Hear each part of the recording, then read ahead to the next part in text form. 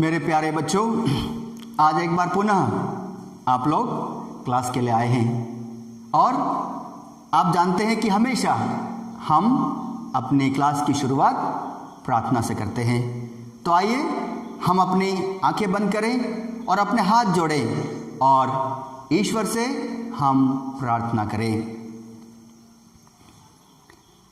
हे सर्वशक्तिमान पिता परमेश्वर, मैं आपको तहे दिल से धन्यवाद देता हूँ हमारे इन बच्चों के लिए जो आज इस क्लास में आए हैं। धन्यवाद देता हूँ उन तमाम वरदानों के लिए जो आपने इन बच्चों पर बरसाए हैं और विशेष रूप से प्रभु मैं इन बच्चों के लिए, युवाओं के लिए प्रार्थना करता हूँ। आज ये क्लास में आए हैं प्रभु, इनके ऊपर अपने आशीष बरसाना ताकि आपकी आशीष प्राप्त कर आज की कक्षा में ये ध्यान लगा सके और जो भी इन्हें पढ़ाया जाए उन्हें अच्छी तरह से ये समझ सके और बाद में उसे अपने जीवन में लागू कर सके और इस प्रकार से अपना जीवन आदर्श जीवन बना सके। हम ये प्रार्थना करते हैं हमारे प्रभु ख्रिस्त के द्वारा, आमीन। तो मेरे प्यारे युवा साथियों, पिछली बार अर्थात पिछली कक्षा में हम लोगों ने परिवार प्रेम का निवास स्थान के बारे में पढ़ा और इसी को हम आगे बढ़ाते हैं। हम अब देखते हैं परिवार और समाज। हम देखते हैं परिवार और समाज। परिवार समाज की मूल इकाई है। परिवार समाज की मूल इकाई है तथा इसका प्राणधार है।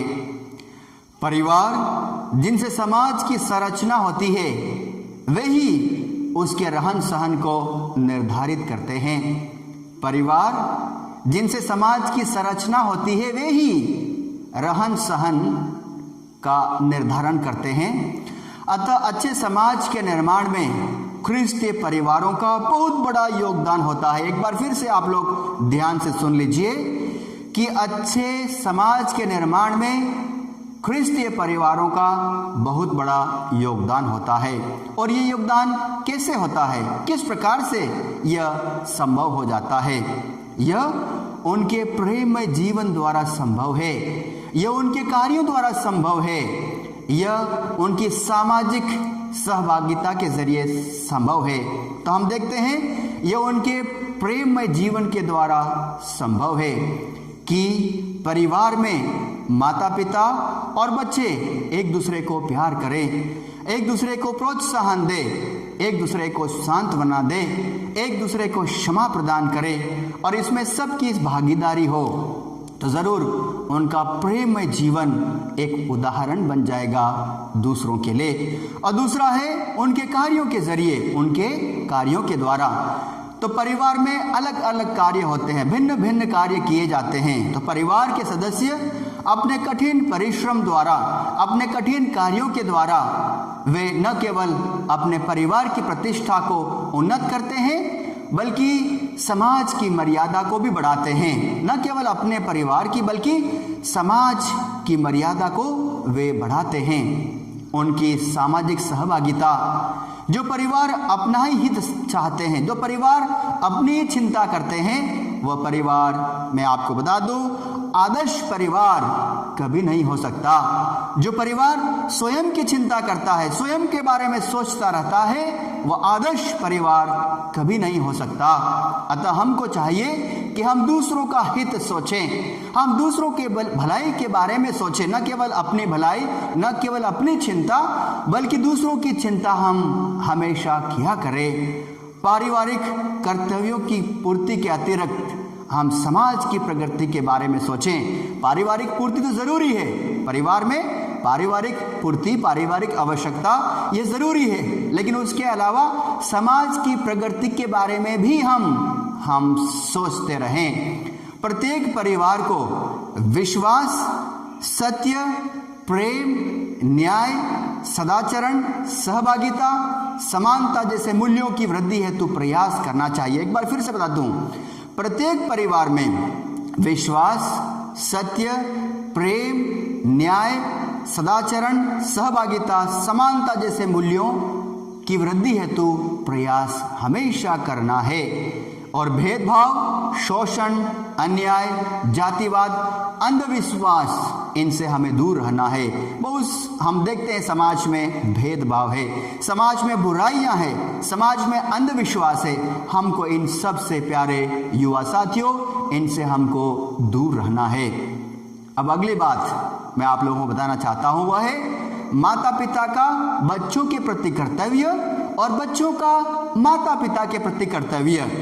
माता पिता का बच्चों के प्रति क्या कर्तव्य है? माता पिता अपने बच्चों को प्यार करें, अपने बच्चों को अच्छे से रखें, उनका लालन पालन करें, उनका लालन पोषण करें, उनको परिवार में विश्वास के साथ आगे बढ़ाते रहें। और बच्चों का भी कर्तव्य बनता है कि बच्चे माता पिता को प्यार करें, माता पिता की आज्ञा का पालन करें। और हमेशा मेरे प्यारे युवा साथियों, मैं आप लोगों को यह ज़रूरी बात बताना चाहता हूं कि बहुत बार माता पिता, हम सभी को माता पिता बच्चों को बहुत बेहद प्यार करते हैं और वे हमको गलत बातों से दूर रहने के लिए बोलते हैं, बुरी आदतों से दूर रहने के लिए बोलते हैं, गंदे कार्यों के लिए, गलत कार्यों से हमको दूर रहने के लिए बोलते हैं, लेकिन हम बहुत बार उनको नहीं समझ पाते हैं। लेकिन आप लोगों के लिए बहुत ज़रूरी है कि माता पिता की आज्ञा का पालन हम सबको करना है।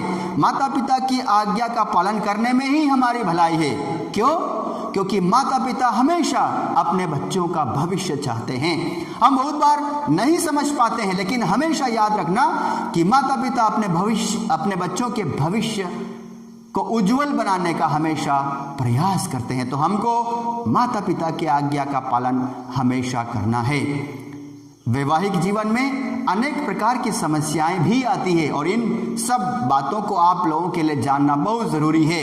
वैवाहिक जीवन में बहुत सारी समस्याएं आती है। कौन सी समस्याएं हैं? सच्चे प्रेम का अभाव होता है, सच्चे प्रेम का अभाव होता है, स्त्री पुरुष में असमानता होती है और दोनों में वार्तालाप की कमी होती है, परिवार में ज़रूर रोग भी आता है और बहुत सारे ऐसे ऋण होते हैं जिसमें परिवार बर्बाद हो जाता है, परेशानियां आती है, समस्याएं आती है, बहुत सारी अज्ञानता होती है। जो भी अज्ञानता होती है वह वैवाहिक जीवन में एक समस्या है।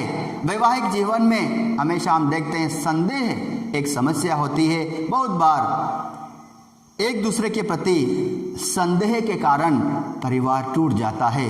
दहेज भी समस्या है, बुरी आदतें भी समस्या है, गलतफहमियां भी समस्या है, विश्वासघात भी समस्या है, बांझपन भी समस्या है।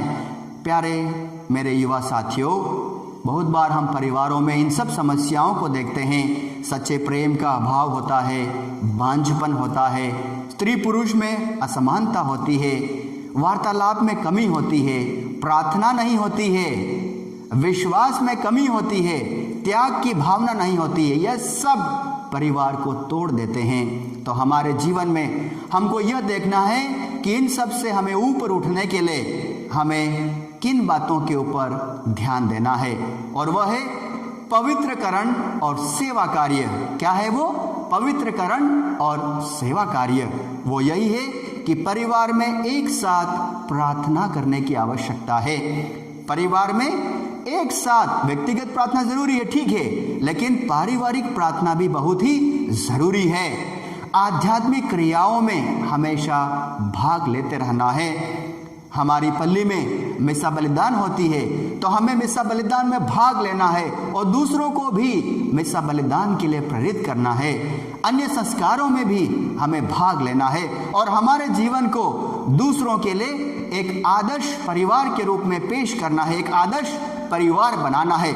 हमारे जीवन को देखकर ही, हमारे व्यवहार को देखकर ही, हमारे कार्यों को देखकर ही दूसरे वास्तव में समझ सकें कि वास्तव में ये परिवार एक आदर्श परिवार है, ये परिवार बहुत अच्छा परिवार है, इस परिवार से दूसरे सीख सके, ऐसा परिवार हमको बनाना है। दूसरा है प्रबोधन कार्य, और प्रबोधन कार्य यह है कि हमेशा हमें बाइबल का पठन करना है, बाइबल को पढ़ना है। बाइबल पढ़ने से हमेशा हमें ईश्वर की आशीष एवं कृपाएं मिलती है। बहुत बार धर्म शिक्षा का प्रशिक्षण धर्म प्रांत में इसका आयोजन किया जाता है। तो जब भी धर्म शिक्षा का प्रशिक्षण होता है, उन प्रशिक्षण में हमेशा हमें भाग लेना है। जब कभी हम प्रशिक्षण में भाग लेते हैं प्यारे बच्चों, हमारा ज्ञान बढ़ता है। न केवल हमारा ज्ञान बढ़ता है, लेकिन हम अच्छे कार्य करते हैं। अच्छे कार्य करने के लिए हमें प्रेरित किया जाता है। तो हम हमेशा धर्म शिक्षा का जो प्रशिक्षण होता है, हमारी पल्ली में हो, धर्म प्रांतीय लेवल पे हो या कक्षा में हो, उनमें हमेशा हमें भाग लेना है। हमें सुसमाचार की घोषणा करना है। सुसमाचार की घोषणा न केवल फादर सिस्टर करते हैं, लेकिन हम सभी क्रिस्तीय भाई बहनों को सुसमाचार की घोषणा करना चाहिए।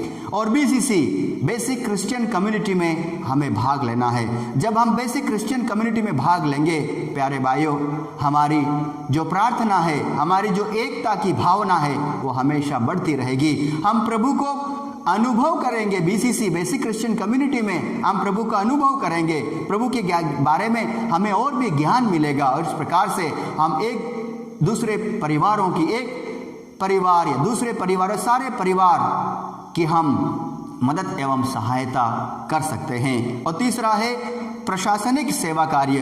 प्रशासनिक सेवा कार्य में यही है कि परिवार की देखभाल करना होता है। परिवार में जिम्मेदारी मिलती है, उस जिम्मेदारी का निर्वहन अच्छे से करना है। बच्चों को नैतिक जीवन में आगे बढ़ाना है। नैतिक जीवन में ज़्यादा ध्यान देने की आवश्यकता है। और पल्ली में जो कार्य है, उन कार्यों में हमारी सहभागिता बहुत ज़रूरी है। जो भी कार्य पल्ली में होते हैं, हम जाकर वहाँ हमारा हाथ बटाएं, पल्ली की मदद करें, पल्ली की सहायता करें, जिससे हमारी पल्ली का विकास हो सके। तो प्यारे भाइयों, मेरे प्यारे युवा साथियों, आज हमने परिवार प्रेम का निवास स्थान इस पाठ के बारे में हमने पढ़ा। इनमें हमने यही जाना है कि किस प्रकार परिवार में प्रेम बना रहे। माता पिता के जिम्मेदारी, बच्चों की जिम्मेदारी, माता पिता बच्चों को प्रेम करें, बच्चे माता पिता को प्रेम करें। और कौन कौन सी समस्याएं आती है, कौन कौन सी ऐसी बातें हैं जो हमको सीखना है, जिसमें हमें आगे बढ़ना है, इन सभी के बारे में हमने आज ज्ञान अर्जित किया। तो मेरा पूरा विश्वास है आज की इस कक्षा को आप लोगों ने अच्छे से समझा होगा। और हर कक्षा की भांति जब हम पाठ को ख़त्म करते हैं, पाठ के अंत में मैं आप लोगों को हमेशा प्रश्न देता हूं, और उन प्रश्नों को आप हमेशा करते हैं। तो आज भी ये जो पाठ था, परिवार प्रेम का निवास स्थान, ये आज समाप्त होता है। और इस पाठ के अंत में प्यारे युवा साथियों, आप लोगों ने जब अच्छी तरह से पढ़ा है, मेरा विश्वास है आप लोगों ने कक्षा को अच्छे से समझा है। और इसीलिए एक बार फिर से मैं आप लोगों को कुछ प्रश्न दे रहा हूं, और विश्वास करता हूं कि इन सभी प्रश्नों को आप घर पढ़कर आएंगे। जब आप पढ़कर आते हैं तो आपका ज्ञान बढ़ता है।